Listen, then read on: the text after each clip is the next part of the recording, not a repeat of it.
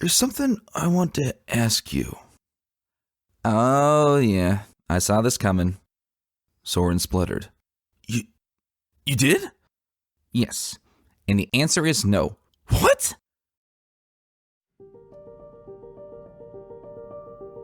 Written by Dawn Leaper. His other half. Soarin was anxious. Very anxious. Scratch that, he was positively terrified. He had never been this scared before. Never in his life. Not even that time he thought he was going to die after he crashed into the pole during the equestrian games. Or that time at the Best Young Flyers competition when, well, okay, numerous times if you think about it. He had an unhealthy habit of consistently putting himself in imminent peril. And yet, she was always there to save him. But that was besides the point, which was, this was the biggest day of his life. And boy, was he nervous. He had been thinking about it for a while, actually, and he finally decided it was time. This was the night he was going to ask Dash the question. The big one. The one most stallions were simultaneously excited and scared to absolute death for. He wasn't worried about if she'd say yes or not. Of course she'd say yes. He knew that. She was ready. They both were. And after knowing each other for 7 years and dating each other for 6.5 of those 7, he knew it was time. Ever since she had joined the team, they had immediately struck up a friendship. She made him laugh like nobody else.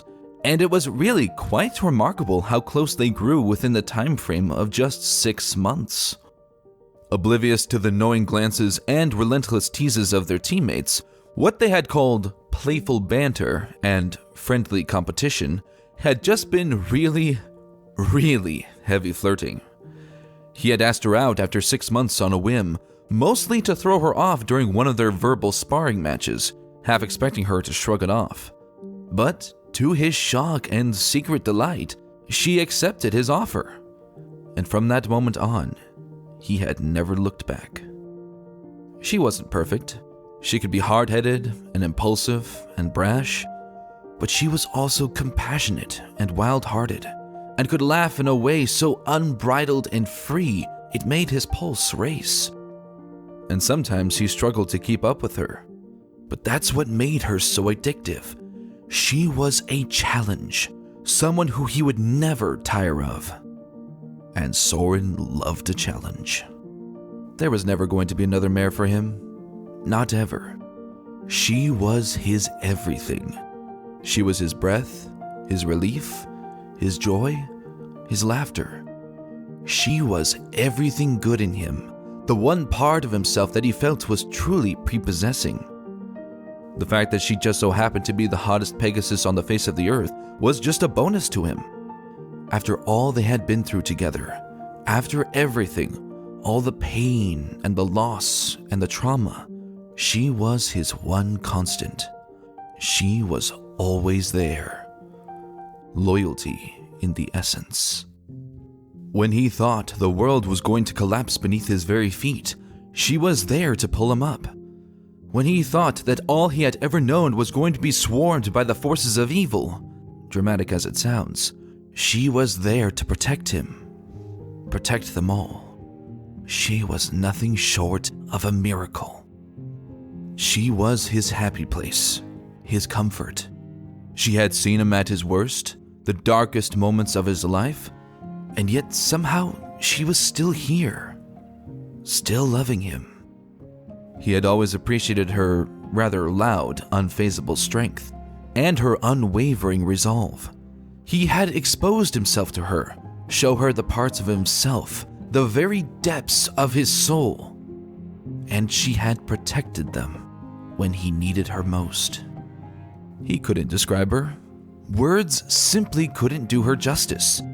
Everything about her just made him feel this strange, tingly, pleasant feeling. From her loud personality to her ironically short and ridiculously cute height, She made him happy in a way that no other mare ever had before.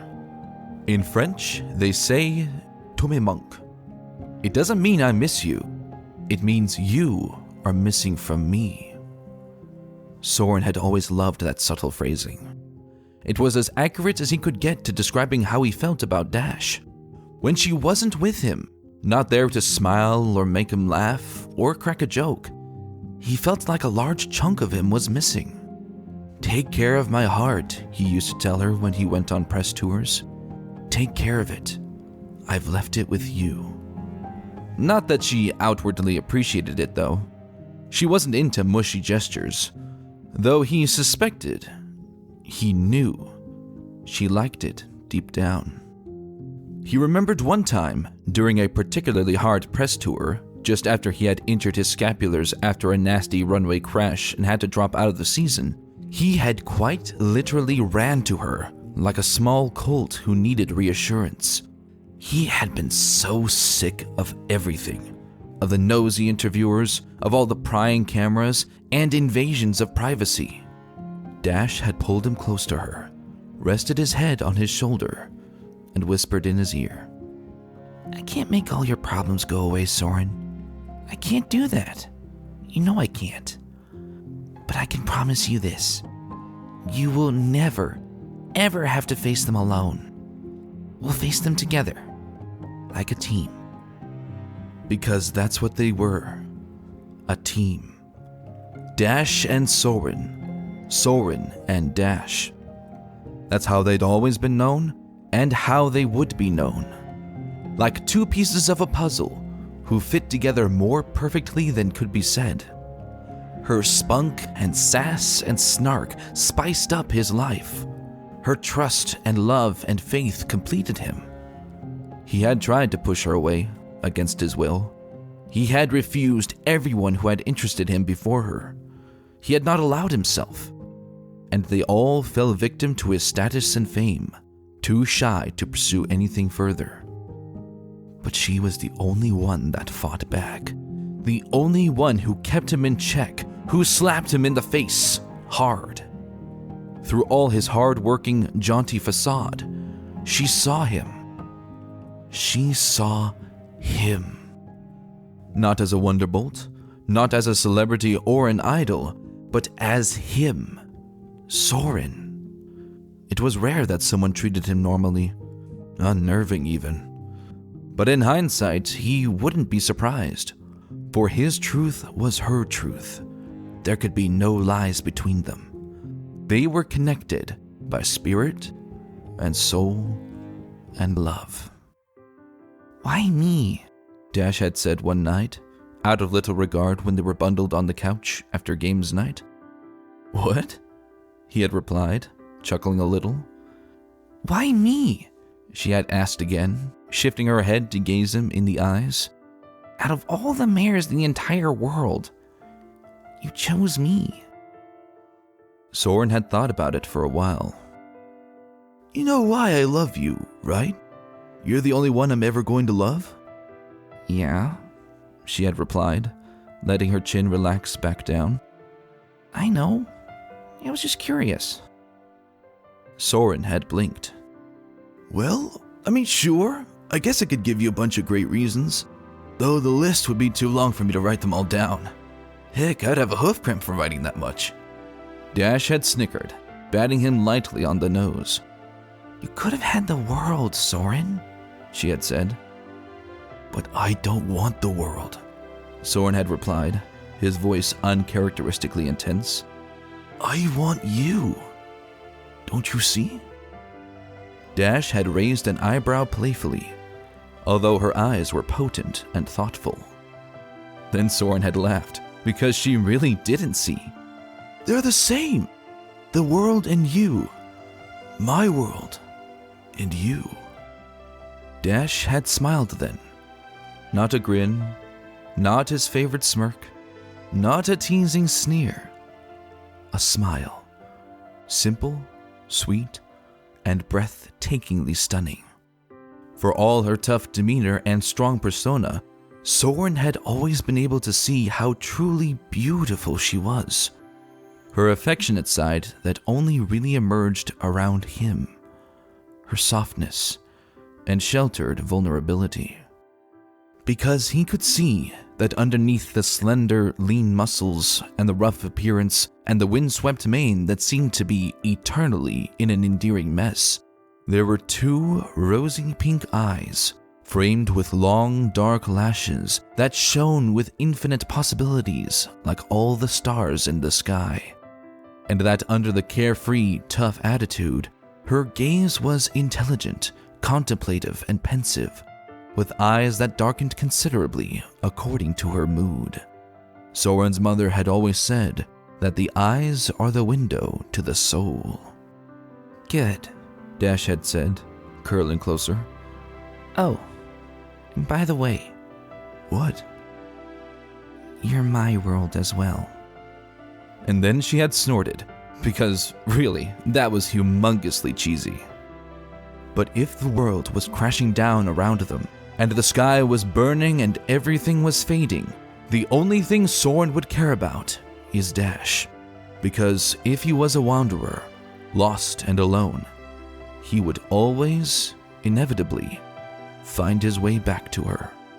Their love could burn the world down or raise it up in glory. Together on the battlefield, they were unstoppable, a force of pure strength and drive. Because he had absolute trust in her, and she had put her life in his hands countless times before, and he would never let her down. Ever. And bloody hell, if anyone laid a hoof wrong on her, you bet he'd have his own hoof in their face quicker than Fleetfoot could lap lightning streak on the training track. He gazed out the window. It was a cloudy night, the moon glowing faintly, valiantly, through the ongoing stretch of pale clouds, the promised notes of soft rain etched upon the sky.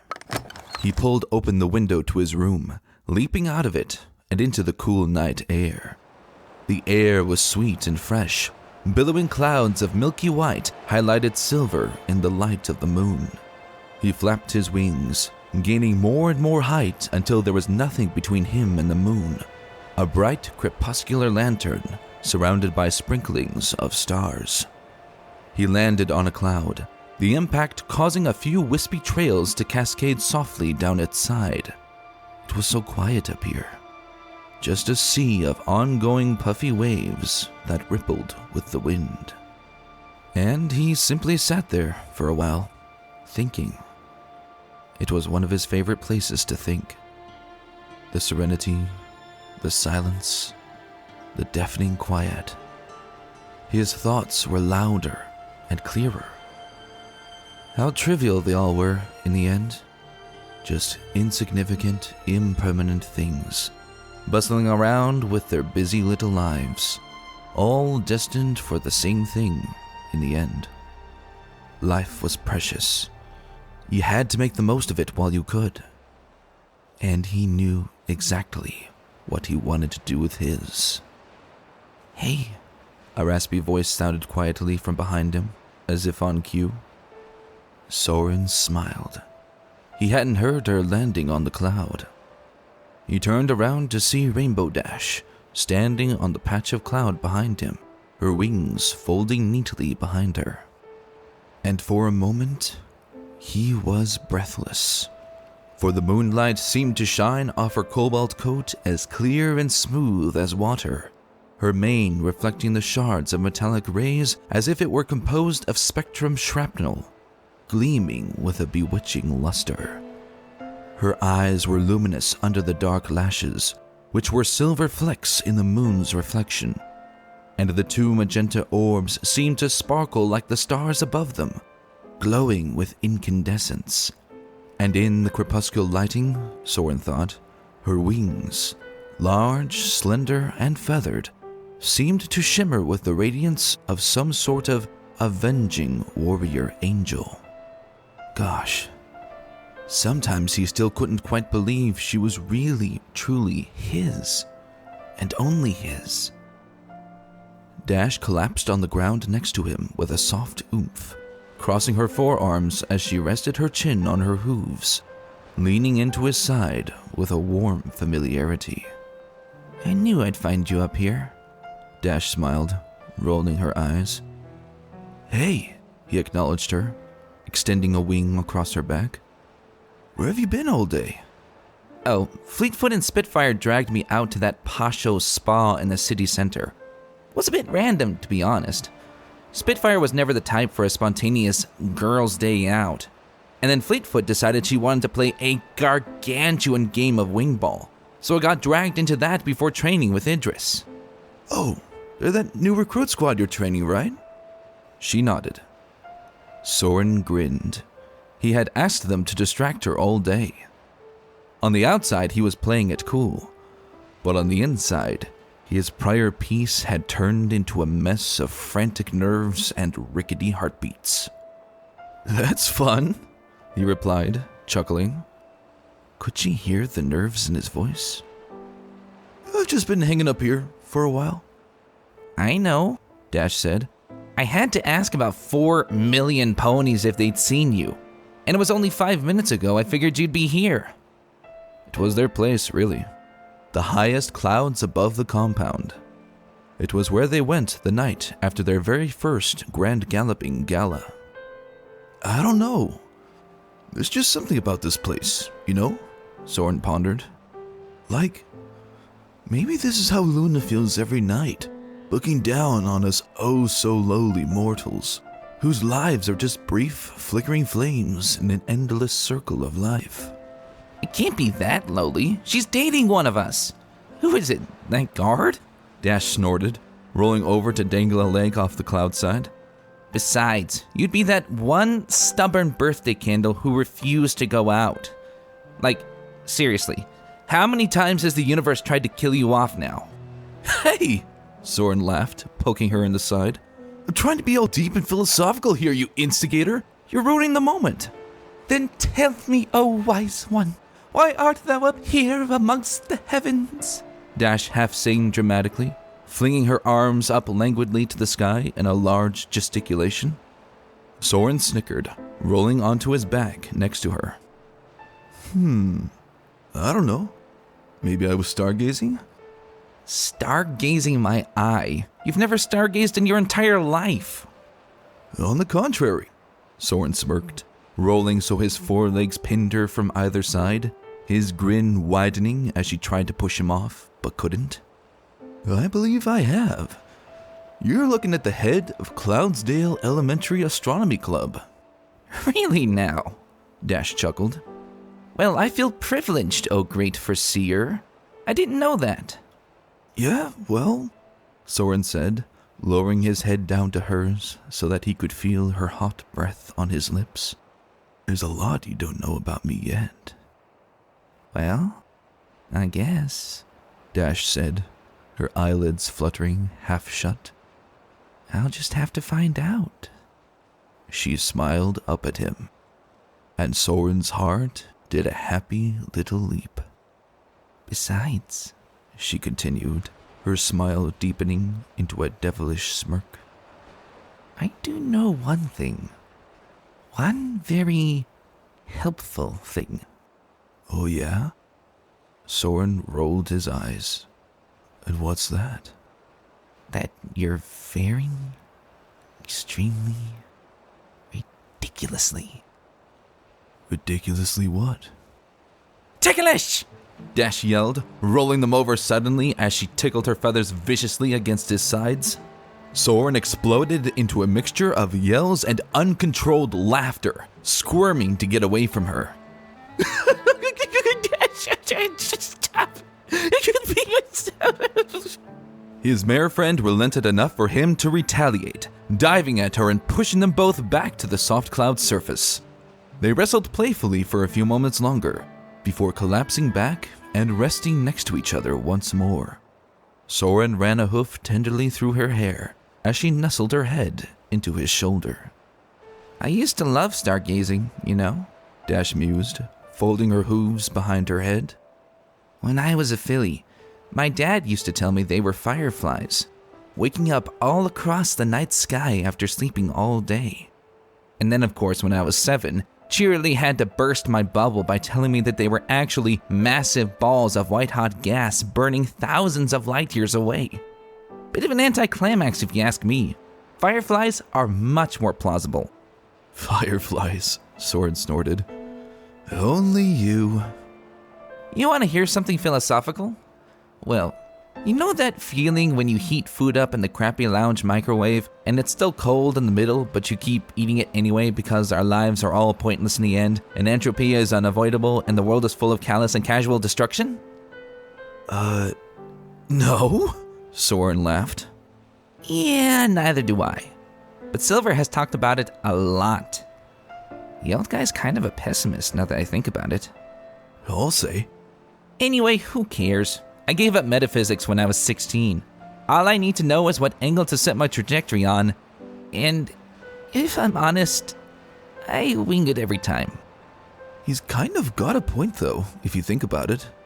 We are so small, so tiny on the big scale of things, so inconsequential to the existence of the universe. The most we can cause is our own deterioration. Dash elbowed him lightly in the stomach. Hey, I said enough existentialism for one night. My brain's starting to hurt. You'll end up worse than Twilight if you're not careful. Sorry, he smirked.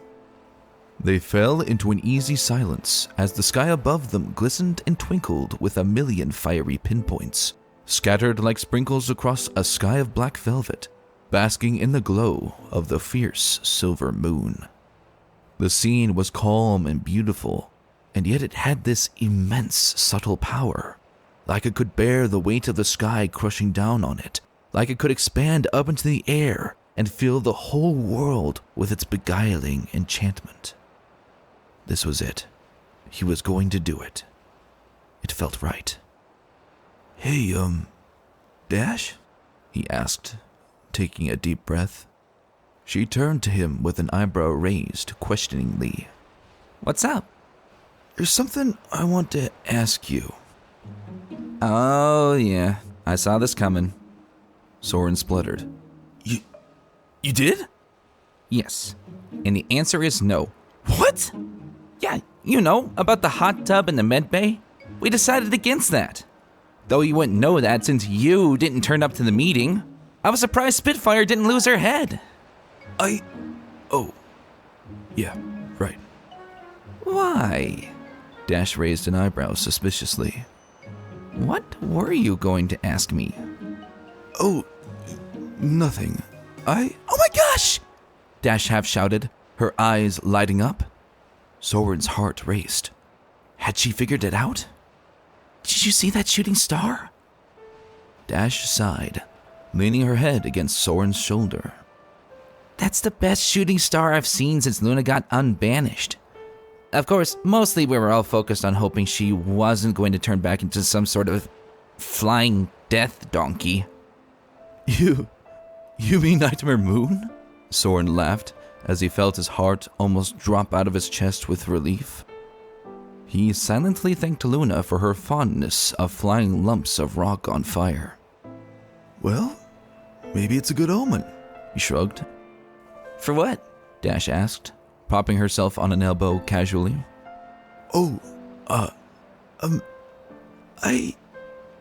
Nothing. Dash narrowed her eyes. Okay, Soarin, what's the deal? You've been acting weird all day. You're being all deep. You missed the daily squad meeting, and your heart is racing right now even though we aren't moving. Soarin gazed at her for a few moments, right in the eyes. She stared back, smiling, not even blushing, because they were past such trivial, flirtatious things. This was it. She was close to figuring it out. She could tell something was up. Okay, fine. Come with me, he said, hopping up and pulling her by the arm gently as he played along. I want to show you something. Why? She groaned playfully. This cloud is so floofy. Soarin said nothing, just grinned and raised an eyebrow before saluting, in what he hoped was a suave manner, and free-falling backwards off the edge of the cloud. He gave it 4 seconds, 3 seconds, 2, 1. Something burst through the bottom of the cloud, rolls of soft white cirrus dissipating into the air with a satisfying oomph. Dash emerged out of the silky mist with a gleeful look on her face. I love destroying clouds! You like destroying things, full stop! Soarin rolled his eyes in mock exasperation. Now come on! He disappeared back into the flat layer of clouds, dipping down into its fluffy depths before soaring suddenly up into the sky. The soft, spiraling tendrils of pearly cloud wisp caught on his wings, creating spectacular ghostly landscapes that diffused like veins into the dark air. He heard Dash's laugh behind him. She loved the thrill of the chase, and he heard an almost inaudible poof as she followed him out, the light catching prettily on her wings. He felt a subtle disturbance in the air, glancing up just in time to see her glide swiftly over his head, cloud wisp trailing off her wings like cold fire. She twisted quickly, agilely, flashing him a coy smirk before diving into the clouds again. He chuckled under his breath, following her into the mist. The clouds were so thick up here that he could barely see a meter in front of his face. He closed his eyes, using his blindfolded technique. He felt movement behind his back, turning around and opening his eyes just in time to catch Dash, who had been barreling towards him with a cheeky expression on her face. He swung her around, coming to a stop and pecking her chastely on the lips. Stop running away from me, he pouted jokingly, releasing her. You don't even know where we are going. Then show me, Dash laughed, bounding away from him once again. Well, you'll have to follow me, Soarin teased. Keep up, if you can. Dash scoffed. Bring it on, she began to say, but Soarin was long gone. Why, you sneaky little... Her voice faded into the distance as he rocketed away from her. Soarin chuckled under his breath, pumping his wings faster and faster as he sped away through the cold night air. His breath was barely visible, a jet of hot air that was swept away by the wind. The only things he could hear was the laughter of Dash behind as she blew past him, the roaring of the wind in his ears, and the wing beats that disturbed the atmosphere's perfect tranquility. He grinned at Dash, who was totally focused on flying. She turned everything into a race. He may be able to accelerate quicker than her, but she had a higher top speed. They raced through the sky, a whirlwind of light and dark, vanishing and surfacing through the clouds of glowing white, like breath melting into the wind, mist emanating from their wakes. It was surreal, almost as if they were dancing in a dream, intangible and shadowy, except for when Soarin reached out to swing Dash to a stop. She was warm and solid underneath his grasp. Here, Soarin pointed, gesturing to a small clearing in the clouds. This is what I wanted to show you. It was a small open space he had cleared out earlier, a circular gap in the unbreakable layer of clouds. In the center of it, about 30 feet down from their current level, he has scoured the skies above the compound to find the most perfectly round, soft cloud, asking a couple of the special effect unicorns to secure the formation in place from the wind. They did so without question, assuming it was for a stunt practice. Cute, Dash grinned. But, no offense, Soarin, I'm not quite sure what it's supposed to be. He chuckled. I'm no architect, believe me, but it's not artwork I was trying to show you. He led her by the hoof down under the color layer, landing on the platform he created in the middle. Dash gasped.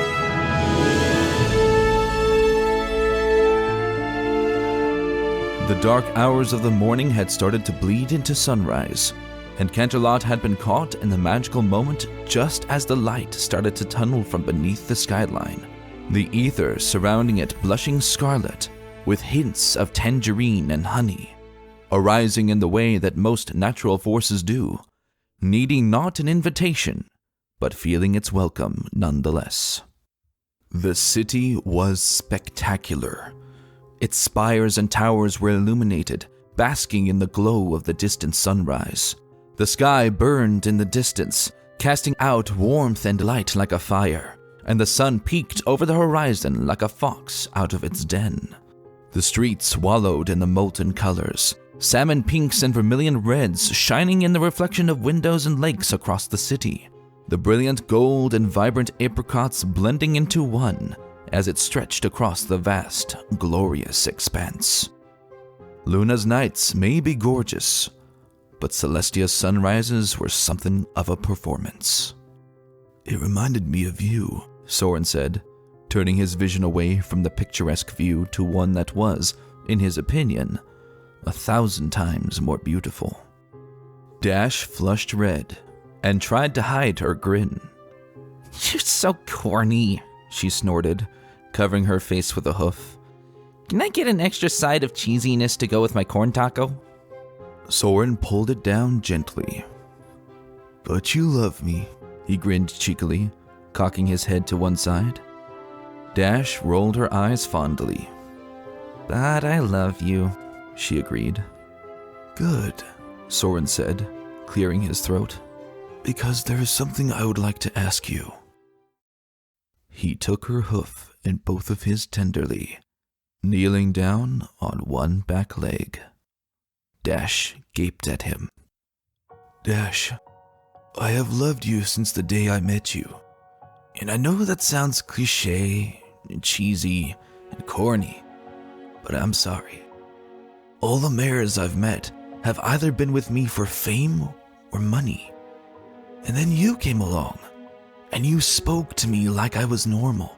You joked with me and teased me like I was normal. Did you know how rare that was? You slapped me in the face, literally.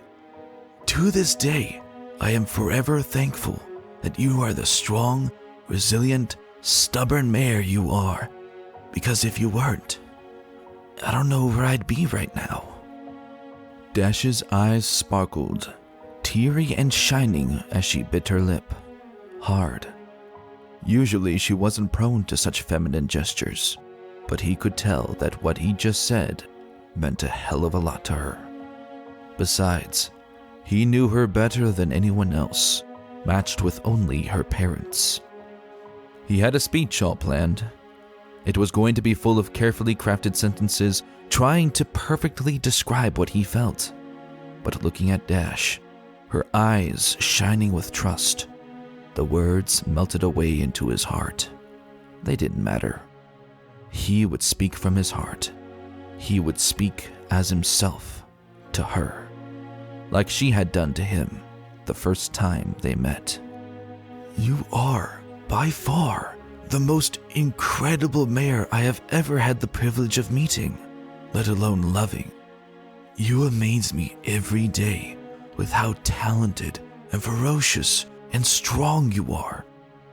I know that I will always be able to rely on you. You've seen me at my worst, the moments I'm not proud of, and yet somehow you're still standing here, still mine. I don't know what I'd do without you." Dash smiled through the tears that were now running freely down her face, and she made no movement to restrict them. "You are my world, Dash. The reason I live, I breathe, I laugh. I have loved you and will love you for every day of my life until my last breath. And if there is a life after this, then I'll love you in that as well. As long as I live and laugh and love, it will be for you. And as long as I can still dream, trust me, it'll be of you. There's always been a part of me missing. The part where I give myself completely to another person. And I think that day I met you, I finally found it. That bit of my soul, Dash, it was inside you. This is right, you and I. And whatever crazy circumstances the universe created to bring us together, I would have always found my way to you eventually, even in 1,000,000 different universes. I would swear upon it, for there is nothing that I believe in more than us." The wind picked up softly around them, the golden glow of the sun wrapping itself around like a magical aura. It ruffled Dash's hair, her mane framing her face as it swirled in the breeze, like a vivid stellar explosion. And so, I find myself here, 6.5 years later, asking you one question. Soarin took a deep breath as Dash bounced subtly, a massive grin forming under her expression, although she tried to subdue it. Rainbow Dash, will you marry? Yes! Yes, yes, yes, 1,000,000 times yes! Dash half laughed, half screamed as she attacked Soarin in a frenzied mixture of jubilant excitement and utter euphoria. He caught her, crushing her to his chest as they fell back onto the cloud, a tumble of laughter and elation. They lay there, in a tangle of mingling tears. Dash sniffed and wiped the moisture out of her eye. She glared at him playfully. Look, now you've made me cry. Well, Soarin chuckled. I hate you, Dash murmured. But even so, she pulled him towards her, kissing him softly on the lips. It was warm and teasing, and breathless from racing, and full of excitement and adrenaline and pure requited adoration. That kiss pretty much summed up their entire relationship.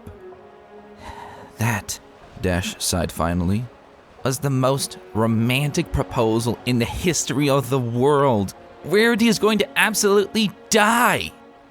I was considering asking everyone to spell it out in the air. You know, cloud art. But then I figured that was definitely... Way too over the top? Dash asked, brushing Soarin's hair out of his face. Exactamundo. You know me so well. Soarin grinned. Oh, I forgot to give you the ring. Dash snorted. Gee, what a finish. Bit of an anticlimax you built yourself there, babe. Soarin chuckled, taking the wing ring out of his flight suit pocket. It was elegant and refined, a simple white diamond on a pale gold band. When the sunlight hit the jewel just right, the light refracted, splitting the singular beam into shards of spectrum-colored rays. Let's try this again, shall we? Dash, will you marry me? Yes. She held out her wing. Soarin wove the ring carefully into the feathers just above her heart. Pegasi rings were specially designed to be worn comfortably and securely during flight. Unicorns wore theirs around their horns, and earth ponies had special necklaces. The Pegasi called their version wing rings, although they weren't really rings at all. Rather, a band-like chain with a clasp that could seal itself round the neck with an enchantment, near the only feathers that don't molt. The only feathers that would stay part of you for your entire life. They watched the rest of the sun ascend, forming like a tunnel of gold to a world of eternal forever light. And after a long, exciting night, the daybreak sought out glimmers of warmth, gentle hope, and an endless, boundless exhilaration for the adventures they would face together, and had faced together. Because they were two pieces of a puzzle that fit perfectly together. Dash and Soarin. Soarin and Dash. They were made for each other, as surely as birds were made for flying and fish were made for swimming. As surely as it was Celestia who raised the sun and Luna who lowered the moon. Balanced, equal, and harmonious. And to his last day, he thought, he would remember the stars he saw as he pressed her to him, with the promise of events yet to be experienced, vows yet to be told and kept, life to welcome and cherish, to his very last hour. She would always be his other half. Always.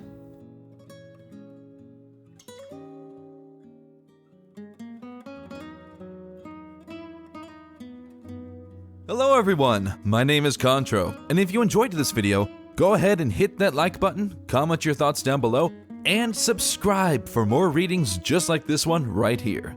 And if you especially loved it, please consider donating to my Patreon, where you can gain access to all kinds of awesome perks.